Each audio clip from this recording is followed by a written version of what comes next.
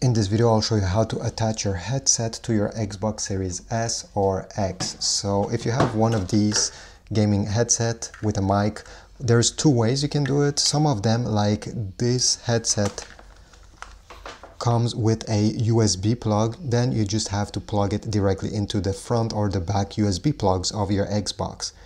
Just make sure these are compatible with an Xbox. Sometimes they're not. If you have a more traditional gaming headset that comes with a 3.5mm jack connection, then all you need to do is to connect it on the bottom of your controller over here, like this. Then next step is to press on the Xbox logo once, go down until you select over here this little audio icon, and you'll be able to customize the volume of your headset over here, up and down.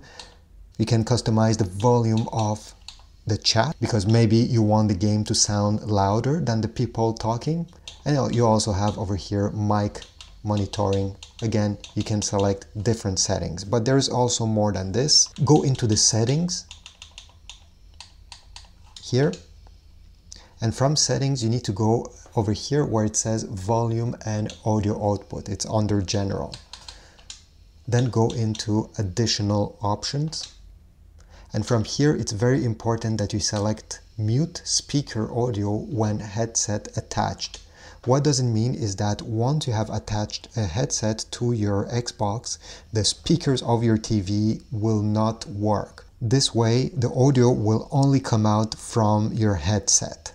And I think most people will want this option. So this is it. This is how you connect a headset to your Xbox Series S or X. If this was helpful, please leave a like, comment down below, subscribe, and I'll see you in the next video.